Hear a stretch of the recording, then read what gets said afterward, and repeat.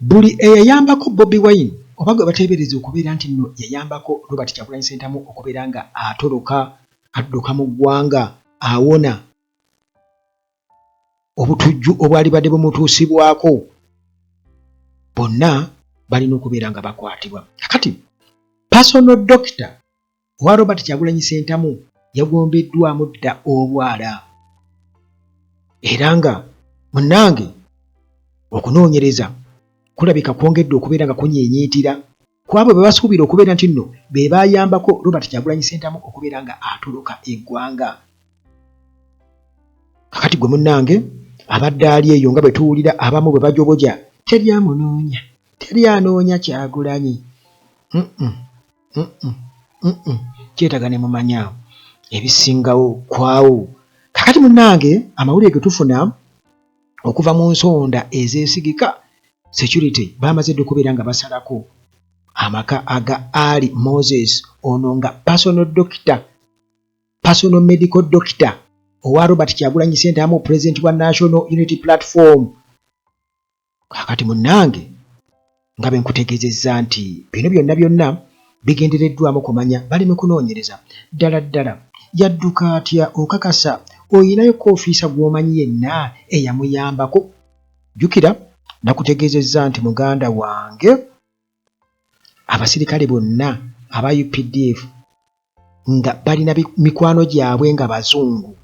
Gwe kasita oyogerako n'omuzungu si forena yenna ne bw'oyogera n'omunayigeriya oba ne munnakenya tebajja kufaayo, naye bw'obeera ng'olina mukwano gwo nga muzungu ng'oyogera naye, abo bonna muhoozi yakakasizza dda nti bonna bali mabega wa mitayimbwa.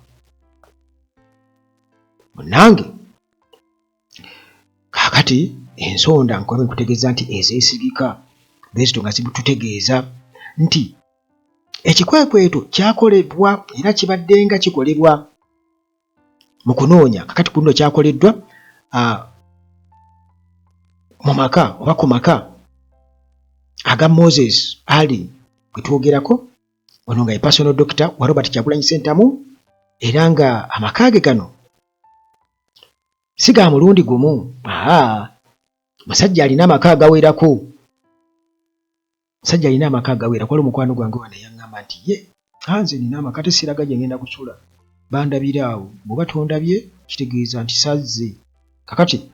mu mbeera efaanaganako bw'etyo, omusajja alina amaka ge 3 mu Wakiso district mwe gali. Teyagamansamansa nti nno ogende Empigi ate ogende Mukono, ti Kayunga nedda, gonna gali wano mu Wakiso district. Kakati munnange ono nga poliisi emuyigga ekola ebikwekweto ku maka ge mu Wakiso district, ate nga ba family members n'abalala bonna gye babeera, ba family members n'abalala abaana be bakyala be. Kakati munnange yonna bakolayo ebikwekweto, bonna bababuuza, n'akaana akato bakabuuza, ka bebi buno bwogera tata mama kabuuza Bobi Wine, kati abakaana bakagenda kagamba bobobo ayayayaya muba muwedde anti babeera balikodinga muhoozi abiwulira akaana kagambye bobobo akagambye katya kamulaba buno obwana bumumanyi kuba Kyagulanyi muganzi nnyo, ensi yonna emumanyi n'abayonka bamumanyi bonna bayimba people power, twabalaba nga baweya people power our power. Kakati munnange n'obwana obuto nga babwintorogeti nga babubuuza, sirikale agezaako kukabuuza bobo kalaga ekifaananyi kageze kagambe bobo kakati munnange ensonda nga zitugamba nti Moses ono yeesimbawo kuba memba wa Parliament Kyaddondo East mu Parliament, bw'atyo musajja wattu ng'amaze okubeera ng'akitegeerako nti egiwunye Robert Kyagulanyi Ssentamu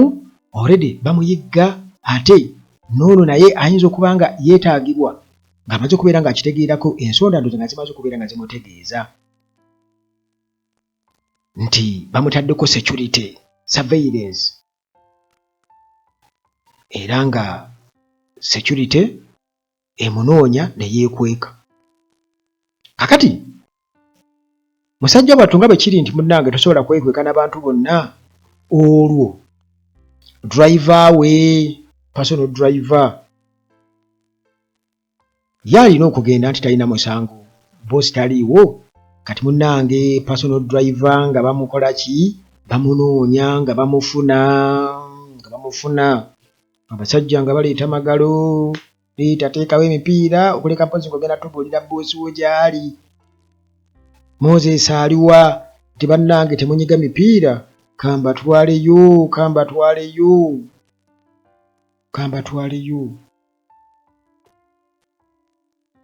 bwe batyo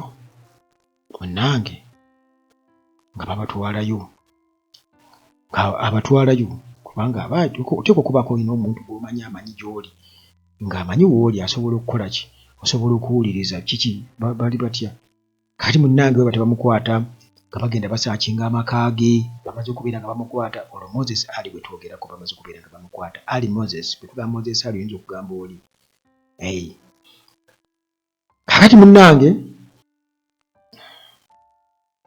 nga sinaba kubeera nga neeyongerayo biki bye bamutuusizzaako byonna ngenda kuba mbikubuulira naye nga aba maintenance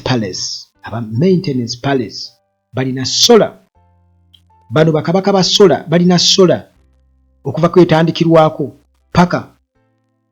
ku panels oba oyagala kuconnectinga kyalo bazirina balina ebyamazzi n'ebyamasanyalaze byonna be ba maintenance palace Hillside View Apartments zino apartments zisangibwa Jjanyi ku kyaki kisangibwa ku Entebbe Road bw'otuuka e Namulanda Kitende oba Kajjansibuuze Jjanyi ku kyaki yewa naye ekkube eri Namulanda ddungi kubanga lya koolaasi bulungi nnyo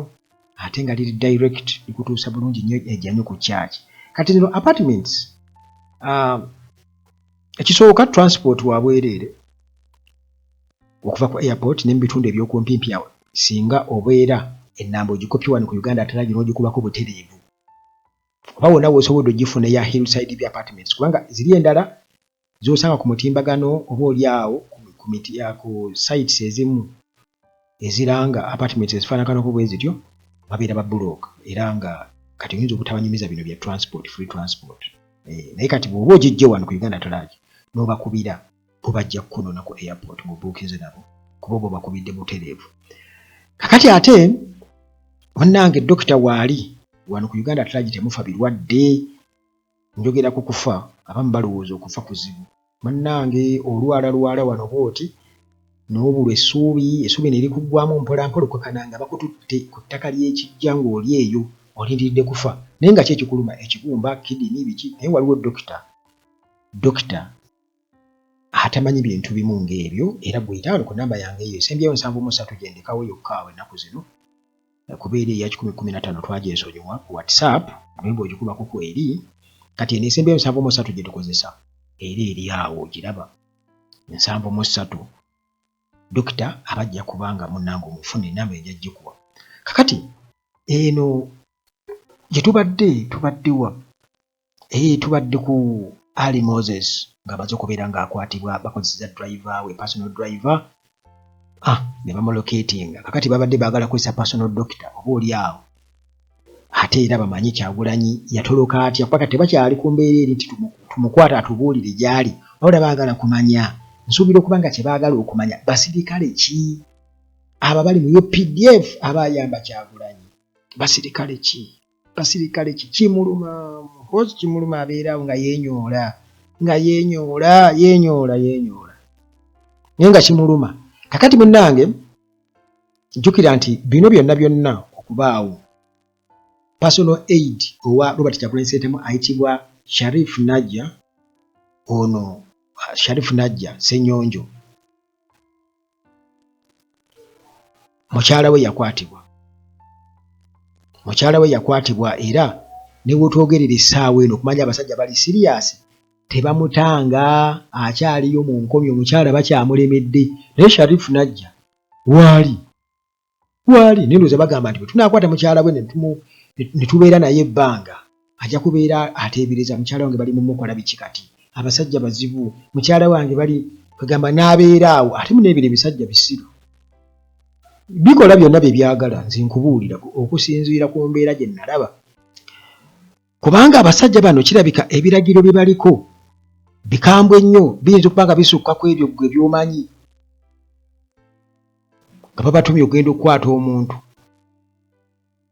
okusinziira ku kye baakola ewa Robert Kyagulanyi Ssentamu, bakutte mukyala we bamwambudde engoye batemyetemye enzigi n'ebirala byonna. Kakati Shariff Najja Ssenyonjo, personal assistant wa Robert Kyagulanyi Ssentamu, munnange ali mu maziga. Mukyala we Fauzia Nantambi, abasajja okuva bwe baamukwata emyezi 2 kati egiyise, taddangamu kulabika kubanga abasajja bano mu kukwata mukyala we ye ne bamulekaawo, kitegeeza nti kakati baagala oba oli awo agonde abeeko kyannyonnyola, ababuulire akonvu n'akagga. Ekisooka abayinza okuba tebali so interested mu bintu ebimu, naye kye basinga okubeera nga batya ge madda ga Kyagulanyi. Kakati olwo baagala okumanya baani abaamuyambako okubeera ng'atoloka. Kati bino ebirala byonna biyinza okuba nga kati byaggwawo kati already tuli ku stage endala we tuli essaawa eno, era baagala abannyonnyole Kyagulanyi yakola atya, we yayitira wayinza okuba si wakulu, naye baani abaamuyambako, kubanga yatugamba nti abasirikale be baamuyambako okubeera nga adduka mu security bosses baali instrumental nnyo mu kumuyambako okutoloka. Be baani abo? Olina gw'omanyi ng'amaze okugonda nga mukyala we tamulaba, kubanga ajjukira nti ono yatuuka n'okubeera ng'aloopa mu kkooti atwala omusango nga yeemulugunya era ng'awaaba, nga baavunaana ye Attorney General, ataddeko Chief of Defence Forces Muhoozi Kainerugaba, ataddeko Inspector General of Police mu kkooti Abbas Byakagaba. Kakati nga ayagala munnange kkooti eragire eyise ekiragiro omukyala we Fauzia Nantambi bamuleete omulamu oba mufu. Munnange bano ne bawayo okwewozaako kwabwe bonna nga bagamba nti tetumanyi Nantambi gy'ali, ffe tetumanyi ate wali tumwagaza ki? Era munnange n'okutuusa kati tamulabanga. Kakati bano abasajja nga bwe kugenda nti bazibu nnyo nti basobola okuddayo ne bakusindikira obubaka ku ssimu nti mukyala wo bannange nga wawasa omukyala katugira tubeera naye bw'olituuka okumwagala tuli mukuwa anti wamutuwa, naffe tuli basajja, ebintu ebifaanaganako bwe bityo babikugamba bano abasajja, naye nga bakusindikira message kati gwe musajja wattu oyinza okutya okuba nti oba oswala ekitiibwa kya mukyala wo kati n'obirowoozaamu kakana ng'ogonze otanga obbannyonnyola. Naye Kyagulanyi jjukira nti yali ebyo byonna oba oliawo yabipulaaninga dda ng'akimanyi nti bagenda kumunoonya era ng'oba oliawo agenda kuba adduka. Kye simanyi kubanga nkimanyi waliwo eyamukwata gwe butambi obwo mwali oba naye yafuluma teryamanyi era tetumumanyi. Kakati munnange Bobi Wine yennyini yakonfaminga naga nti security bosses baamuyambako era nti bwatyo bwe yatoloka. Kati ekintu ekyo Muhoozi buli lwakirowooza bw'ati buli lwayiwayo ku mutima nga tandika niyayamba tobulaba nga aba SFC aba UPDF otwaliza awamu buli omu gwasuubira okuba nti alina akakwate ku ekyo ali mabega wa metayimbwa. Ne bw'oba olina mikwano gyo nga bazungu obaagaza ki abayinza okuba bakolagana ne Kyagulanyi gwe ne bwaddira omuntu n'omusiga ettaka ly'ekiswa n'ayeruka ng'omuzungu. Muhoozi n'akulaba ng'oyogera naye ne bamugamba twamulabye ng'alina omusajja naye nga mupeeru bajaga nti mumuliiti bannange yali esize ettaka lya kiswa. Nedda olimba ne badde ne Namagoye olimba bajja kukusiba. Kakati munnange Bobi Wine nga bwe nkutegeezezza nti amadda ge ge basinga okweraliikirira kubanga kyali badde kibakolera nnyo singa abaali wano nga bamunina mu 5.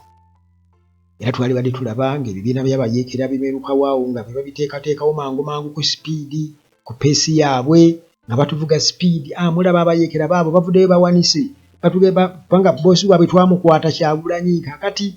twamukwata badde ategeka buyeekera ono mutujju adaga kukyankalanya bbanga lyaffe mbu lyaffe mbu eggwanga lyabwe nabo bisebo bagamba nabo beeteekawo so baali badde bagamba badagakyakalaza ggwanga lyammwe bo bwe basinga okulumwa okusinga ffe kubanga balina bingi ebyokufiirwa bakimanyi bannansi tebalina ke baasigaza tebalina kyakufiirwa kankwerekereze ate era emboozi ejja mu maaso awo nsuubira okuba nga tugenda kulaba lwaki ono yali yagadde okukwata Kyagulanyi kuba yatugambye nti kati solution erabika yakukwata Kyagulanyi amukwate bw'amukwata then awo agenda mbu okulaba nti eggwanga era n'awa n'ensonga lwaki mbu yali badde amukwata lwaki bakola ebintu ebimu bo nga bo balina ensonga zaabwe tugenda kuba tubiraba mu mboozi ezijja mu maaso awo katusabe obudde bubeewo akuume